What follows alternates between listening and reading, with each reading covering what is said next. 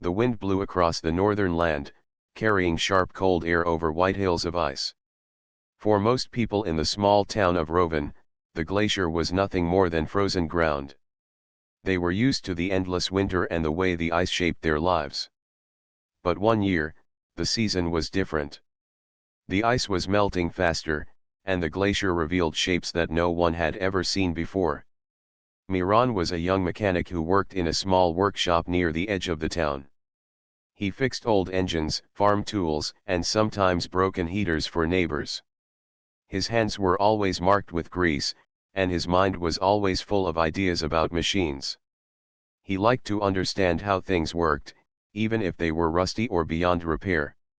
So when people started speaking about strange metal shining inside the glacier, his curiosity grew stronger each day.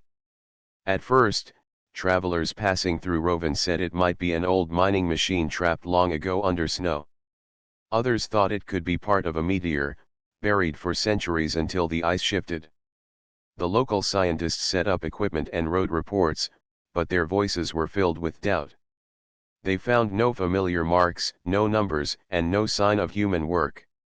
For most of them, it was only a mystery that would take years to study.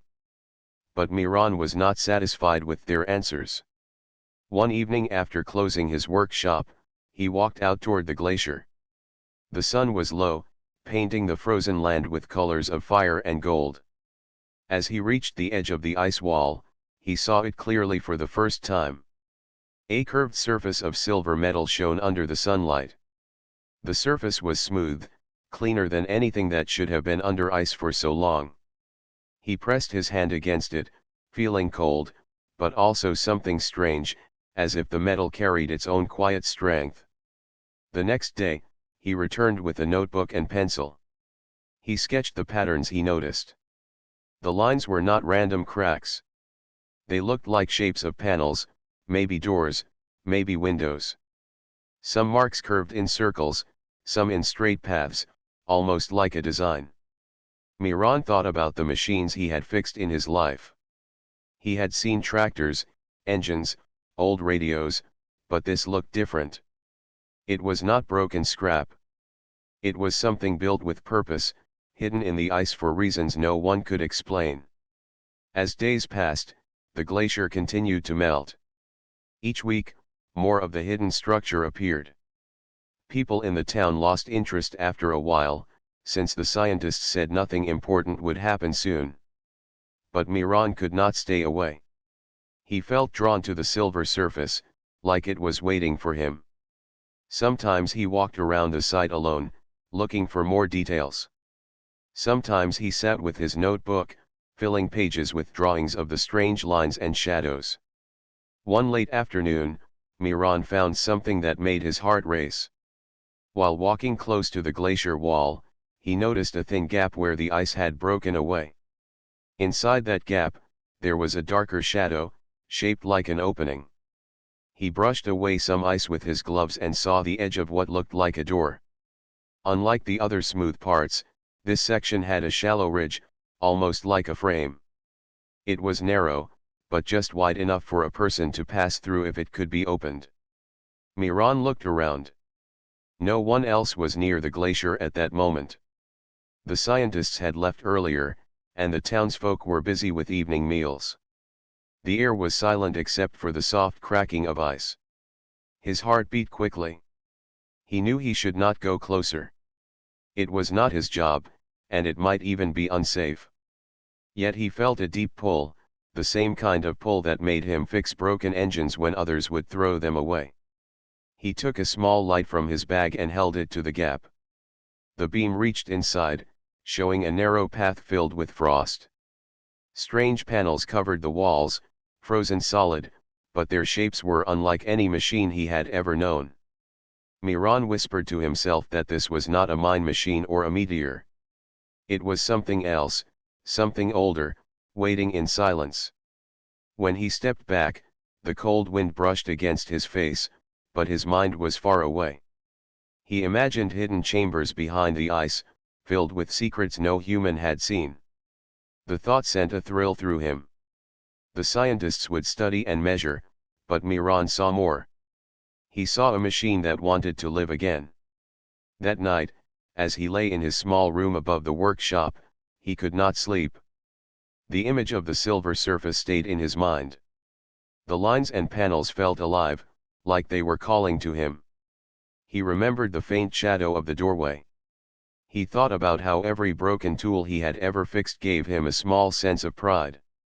If this was truly a machine, then it might need his hands, his patience, his care.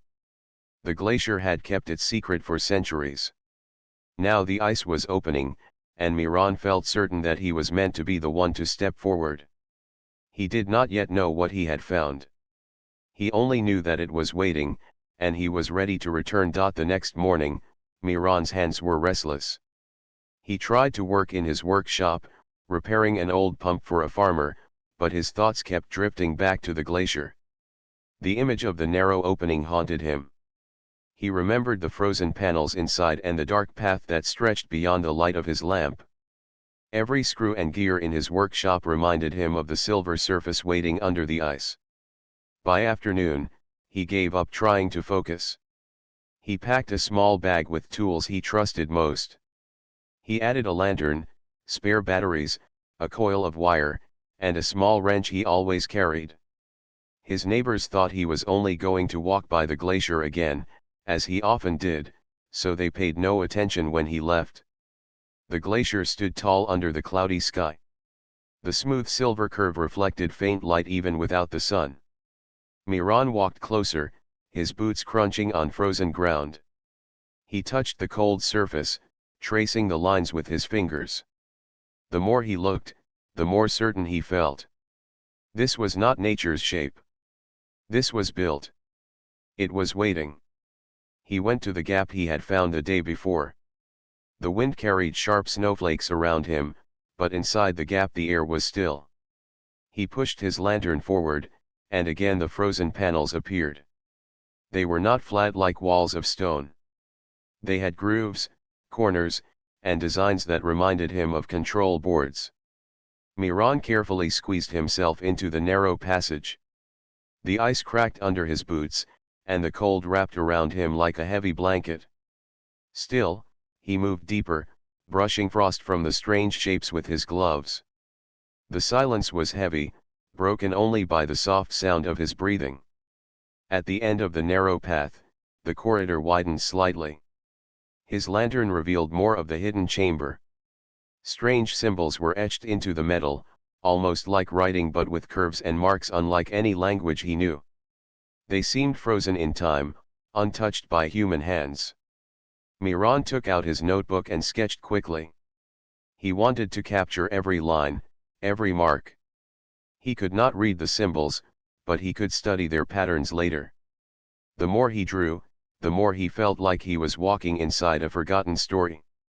He placed his hand on one of the panels. The surface was smooth and colder than ice itself. But as he pressed gently, he thought he felt the faintest vibration, like a heartbeat buried under stone. He pulled his hand back in surprise, staring. Miran stood in the frozen chamber of the ship, his breath making clouds in the cold air. The panels on the walls were covered with thin layers of frost, and the floor crunched under his boots. He carried his small bag of tools, the same ones he used every day in his workshop. At first, he had wondered how ordinary tools could help in such a strange place, but now he felt sure that even simple things could make a difference. He ran his hand across one of the frozen panels. The surface was smooth, with lines that glowed faintly under the beam of his lamp. It looked like a control system, though no machine he had ever repaired carried such patterns. Miran thought about the broken radios he had once fixed. Sometimes a little spark of energy was enough to wake a quiet circuit. Maybe this place was not so different. From his bag, he pulled out a small battery and a wire. He touched the wire carefully to a corner of the panel. At first, nothing happened. Then, very softly, a flicker of light ran across the surface, like a drop of water moving over glass. Miran gasped. The light faded quickly, but it had been real. His hands trembled slightly, yet his heart beat faster with excitement. He had touched something that had slept for centuries, and it had answered. He tried again, this time connecting two wires. A low hum filled the air. The sound was faint, but steady, like a heartbeat returning after long silence. Another panel above him lit up with a pale glow. The frost began to melt slowly, dripping water onto the floor. Miran stepped back, staring in wonder. He whispered to himself that the ship was waking up. The glow spread along the wall, moving from one panel to another. Soon, the narrow corridor was filled with soft light. It was not harsh or bright. It was gentle, as if the ship was opening its eyes after a deep sleep. Miran felt warmth brushing his skin, though the glacier outside was still bitterly cold. The air around him shifted, and for the first time inside the ship, he felt a breeze, thin but alive. Miran knew he should be careful. He was only a mechanic from a small town, not a scientist with long training. But he trusted his instincts. Machines often needed care, not just knowledge. He adjusted the wires and gave more energy. The hum grew louder, and the lights pulsed in a rhythm, almost like breathing. Then something unexpected happened. A sound echoed through the chamber, not like the hum of power, but like a faint voice. It was not clear words, only a tone, a gentle note that rose and fell. Miran froze, listening. The sound came again, almost like a greeting. His chest filled with both fear and wonder. He whispered a quiet hello, though he knew no one could answer. But the ship did answer. The tone shifted, as if reacting to his voice. The lights on the panels glowed brighter, then dimmed, then brightened again. Miran realized the ship was aware of him. It was not only receiving energy. It was responding. He walked farther into the corridor, holding his lamp high. More panels lit up as he passed, like the ship was following his steps. He felt no danger, only a strange comfort, as if the place welcomed him. At the end of the corridor, he entered a wide chamber. The walls curved high above, and in the center stood a large console covered in frost. It looked like the heart of the ship. Miran set down his bag and began to clear the frost with his hands. Underneath, he saw smooth silver surfaces and glowing lines.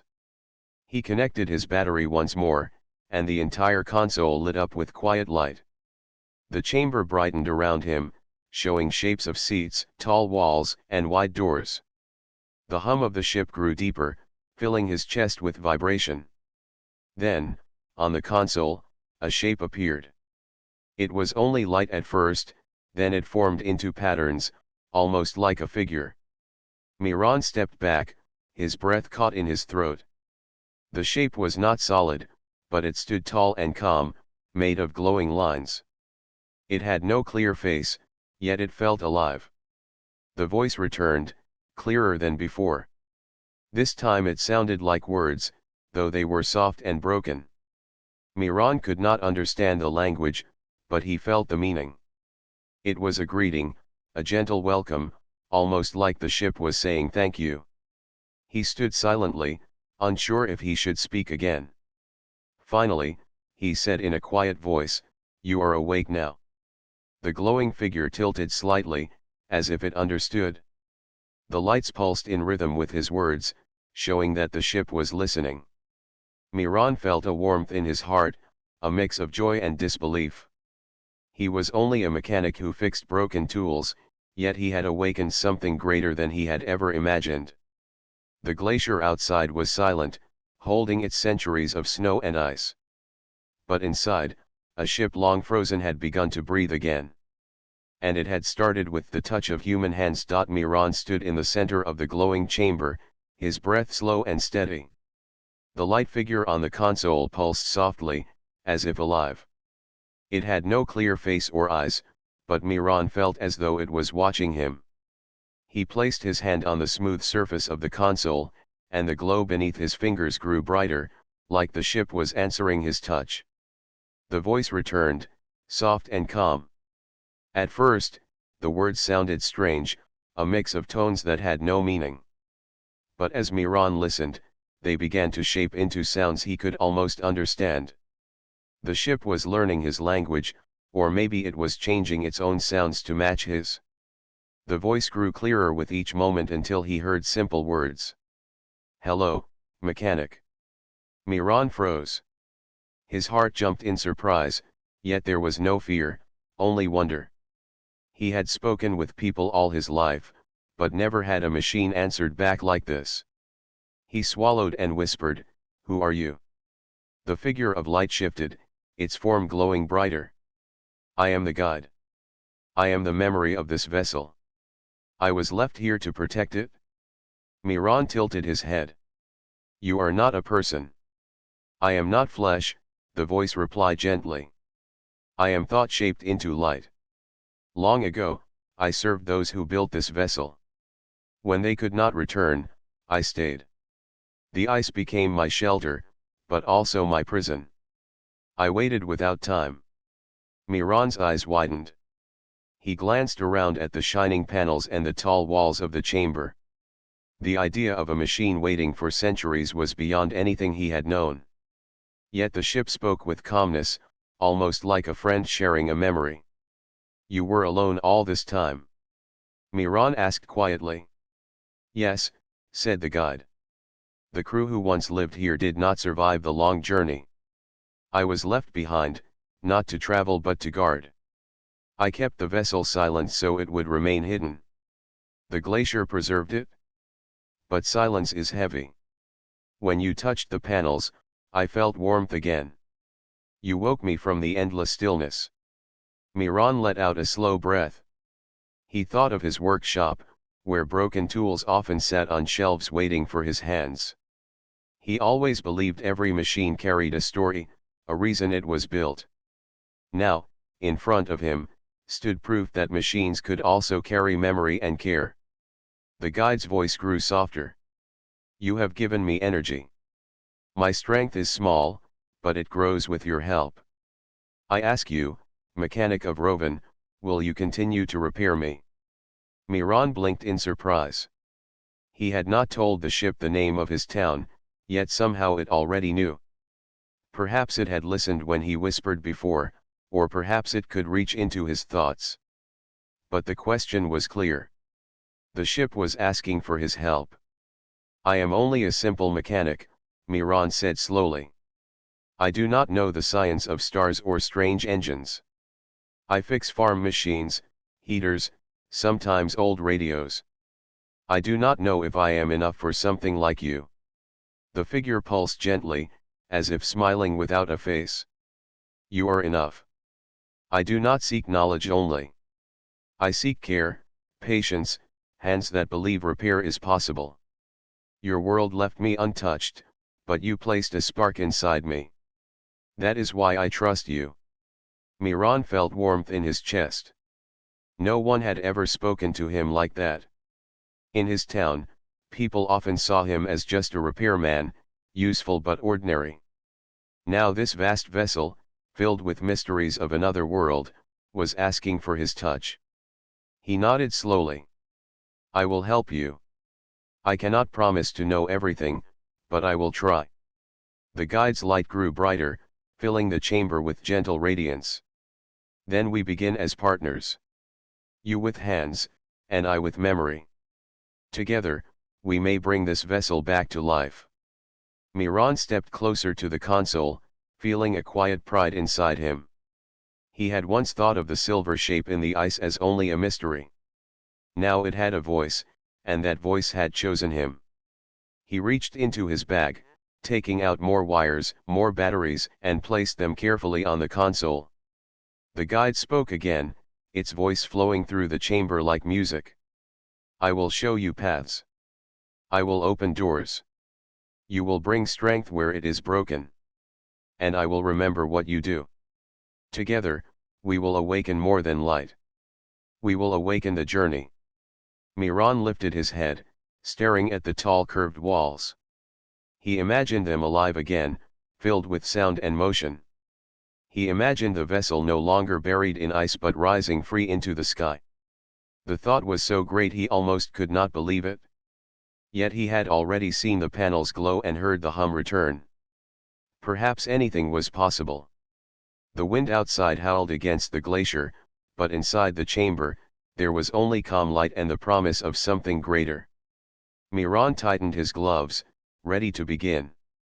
He was no longer just a mechanic of a small town. He was the first human to speak with a guide from the stars. And the ship, once silent for centuries, now had hope again. Miran woke early the next day, the glow of the ship still lighting the chamber. The cold from the glacier seemed distant now, as if the warmth of the awakened vessel had spread around him. He carried his small toolkit and felt a sense of purpose stronger than he had ever known. Today, he thought, he would learn more about the ship and its guide. The guide's light was waiting. As Miran entered the main chamber, the figure pulsed gently, almost like a heartbeat. "Good morning, mechanic," the voice said. "Shall we continue?" Miran smiled. "Yes. I want to understand more. I want to help." "Then we begin with the engines," said the guide. "They are small compared to the power of the stars, yet they are broken. You will learn their ways, and I will show them to you." The mechanic stepped closer to the large console. Panels with symbols he had never seen before glowed softly. The guide's light moved along the walls, pointing to areas of frost and damage. Miran touched the panels carefully, following the guidance of the glowing figure. Every movement he made was mirrored by a soft pulse from the ship, reassuring him. "See this line," the guide said. A pale trail of light appeared on the panel. "It carries energy, but the path is blocked. You will clear it?" Miran nodded. He removed a small block of frost with his gloves and placed a wire along the lighted path. When he connected it, a hum filled the room, slightly louder than before. Another panel glowed, and a section of the floor vibrated gently. The guide responded with a tone that felt like laughter. "Well done. You learn quickly." Miran felt pride and excitement. "It is easier with your guidance," he said. "Alone, I would not know where to start." "You are not alone," said the guide. "Even your hands are part of my memory now. Every touch is remembered. Every adjustment matters." Hours passed as they worked together. The ship's engines, once frozen and silent, began to show signs of life. Panels that had not glowed for centuries now shone softly. Lights moved along the corridors, showing shapes of rooms and doors that Miran had not seen before. During a pause, Miran stepped back to rest. "It is amazing," he said. "This ship is so old, and yet it feels alive. Not like a machine, but like it has a spirit." The guide pulsed with light. "It has memories of journeys, of skies you cannot yet imagine. I am only a part of it. Your hands bring it back to the present. You are teaching me how to awaken more." Miran thought about what the guide said. He had spent his life fixing simple machines, never thinking that he could touch something so vast. Yet here he was, helping a vessel from another world find its strength again. Every wire he connected, every frost he removed, felt like he was learning a language written in light. By midday, the main engines began to hum steadily. Not a roaring sound, but a smooth vibration that filled the chamber with energy. Miran placed his hand on the console. The hum spread through his fingertips. "It feels alive," he whispered. "Yes," said the guide. "Not just alive, but ready. You have repaired what you could. Soon, the ship will be able to move again, slowly, with care. But we must learn more before that moment comes." Miran wiped sweat from his forehead. He had worked harder than he ever had in his life, yet he felt no tiredness, only curiosity and joy. "What do we learn next?" he asked. "Systems of communication," said the guide. "We must speak with the skies. When you are ready, you will help me reach out. Other vessels may listen. Other guides may exist. But first, you must understand my voice, and I must understand yours." The mechanic nodded, feeling both excitement and nervousness. Speaking to stars and unknown vessels sounded impossible, yet the guide's calm presence made him confident. Together, they were learning a language older than any living human. As evening came, Miran looked around the chamber. The ship was glowing softly, alive in a way he had never imagined. He felt a deep connection, not only to the vessel but also to the guide. Every hum, every pulse, every flicker of light was a small victory, proof that he could make a difference.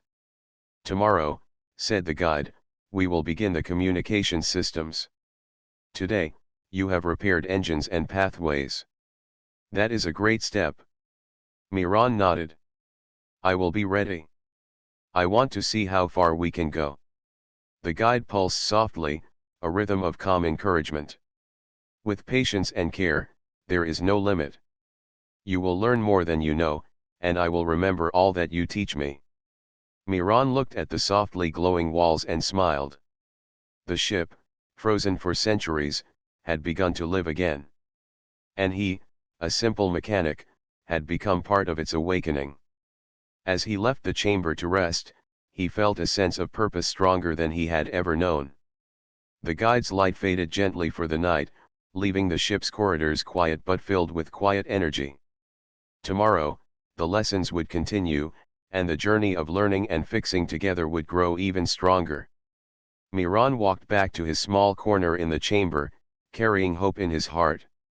He had begun to understand that even the smallest hands could awaken the greatest machines. The next morning, Miran woke to a soft glow filling the chamber.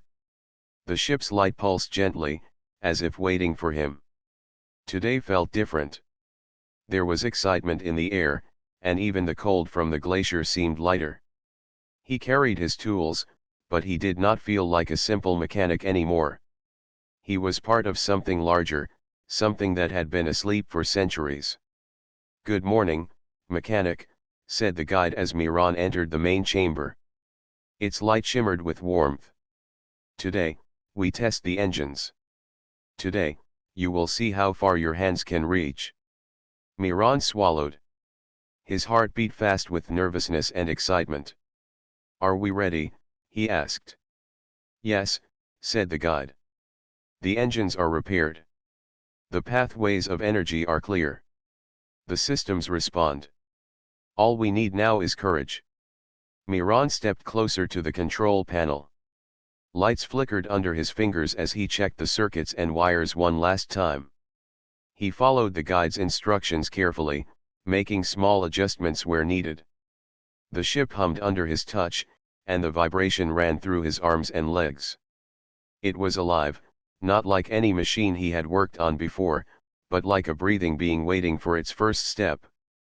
"Good," said the guide. "Now, we release the locks. Slowly, carefully. The vessel will lift." Miran pressed a small lever. The floor beneath him vibrated softly. Outside, through the thick ice, the sky was pale and calm. Slowly, the ship began to move. At first, it shifted slightly, the walls trembling as energy spread through the engines. Then, with a soft hum growing louder, the vessel rose a few meters above the ice. Miran felt a rush of excitement. He grinned widely. "It is moving," he shouted. "Yes," said the guide. "You have given it life again. But do not rush. Balance is important. We must rise without strain." He followed the guide's instructions carefully. The ship lifted higher, and the ice below became smaller. Light shone from the ship's panels, reflecting in the frozen surface.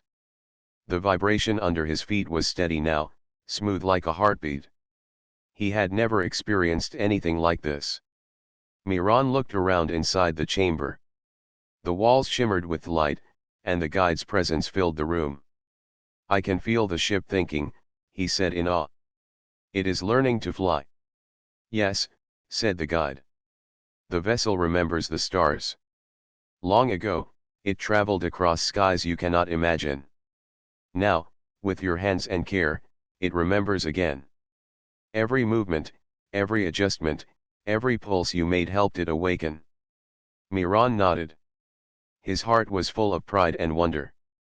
He remembered the first day he had touched the frozen panels, unsure if anything could be fixed. Now, the ship was lifting above the glacier, alive and strong. Slowly, the vessel rose higher, clearing the ice completely. The world outside was wide and white, the mountains stretching endlessly. Miran had never seen such beauty. The sky was soft blue, the sunlight sparkling on the frozen land. The ship hummed beneath him, steady and confident, as if it was enjoying its first flight after centuries. "Do you feel it?" said the guide. "The freedom of movement, the energy of life returning." Miran closed his eyes for a moment, letting the vibration run through him. "Yes," he whispered. "It feels amazing. I never thought I would see this." The guide pulsed with brighter light. "You have not only repaired me. You have given hope. I will remember this forever. And soon, the skies will know that this vessel is awake again." Miran opened his eyes. He looked at the panels and the glowing walls, feeling connected to something greater than himself.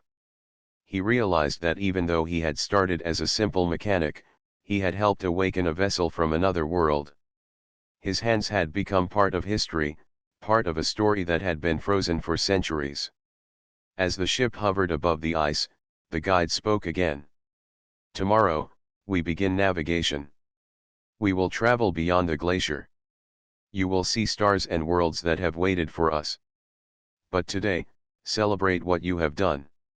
You made the impossible possible." Miran smiled, looking at the soft hum of the engines and the warm glow of the lights. He had learned patience, care, and courage. He had learned that even a single pair of hands, guided with purpose, could awaken something far greater than imagined. For a long moment, he stayed still, feeling the ship's pulse and the wind outside. The vessel floated above the ice, a shining symbol of hope and awakening. Miran realized that this was only the beginning. The first flight was just the start of a journey that would take him farther than he had ever dreamed.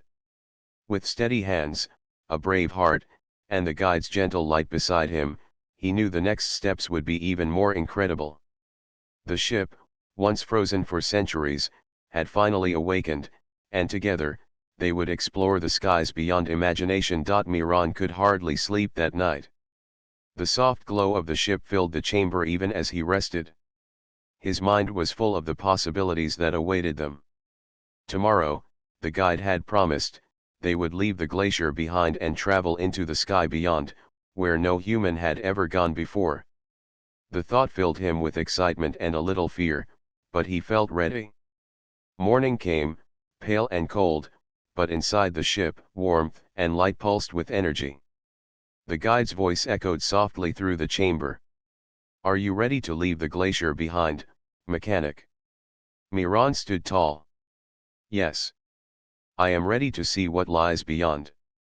"Good," said the guide. "Then we begin navigation. We will rise and reach the skies that have waited for centuries." Miran followed the guide to the control panel. The engines hummed gently beneath him, alive and steady. The lights along the walls shimmered like stars. The ship, once frozen in ice for centuries, now felt like it had grown taller, wider, and stronger. Miran could sense its eagerness, as if it too wanted to see the world from above. The guide instructed him step by step.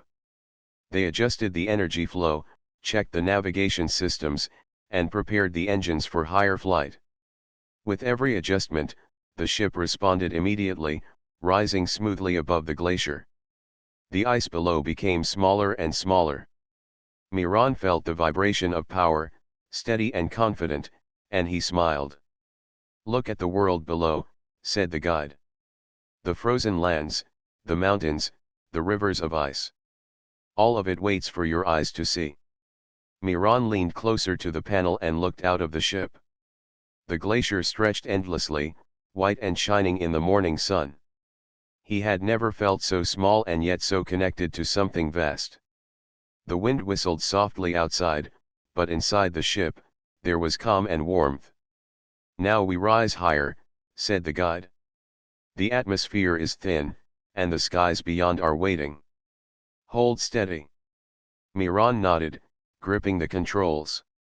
The ship responded, lifting faster now, higher than any mountain, higher than any cloud he had ever seen. The ice below became a small patch, and the world above expanded endlessly. The sky changed from pale blue to deep blue, and then to black, dotted with tiny points of light. Stars, countless stars, filled the sky. Miran gasped. It is beautiful, he whispered. I never imagined I could see this. Beauty is not only for the eyes, said the guide. It is also in the journey. You have given life to this vessel.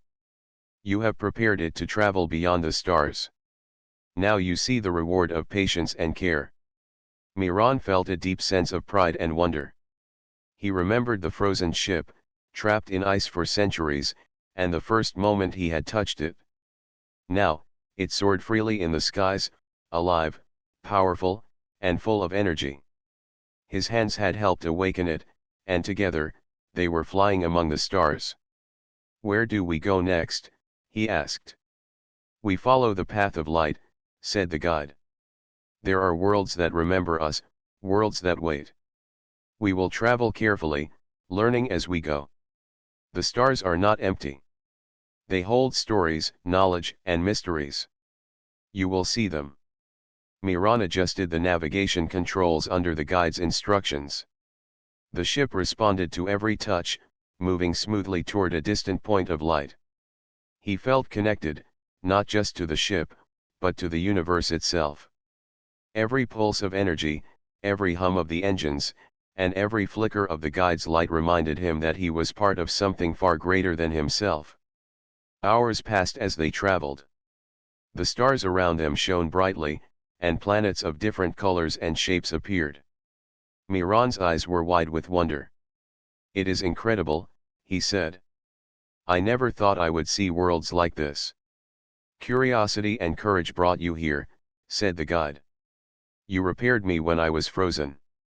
You learned my ways and helped me awaken. Now you see the stars. There is much more to discover, and we will do it together. Miran smiled. He understood something important, even a simple mechanic could make a difference. Even the smallest hands, guided by care and purpose, could awaken a ship and explore the unknown. Together, they had accomplished the impossible. As they soared through the stars, Miran felt calm, happy, and full of hope. The ship, glowing with life, carried him toward endless skies. The guide's light pulsed steadily, guiding him, teaching him, and reminding him that this was only the beginning. Miran realized that the universe was wide, full of possibilities, and waiting for those who dared to care, learn, and act. He had started as a mechanic fixing a frozen ship, but now he was a traveler, an explorer of worlds beyond imagination. With courage in his heart and the guide beside him, he looked out at the endless stars and smiled. The ship, once frozen for centuries, was alive and ready. The journey beyond the stars had begun. And Miran knew that together, they would discover wonders no human had ever dreamed of seeing.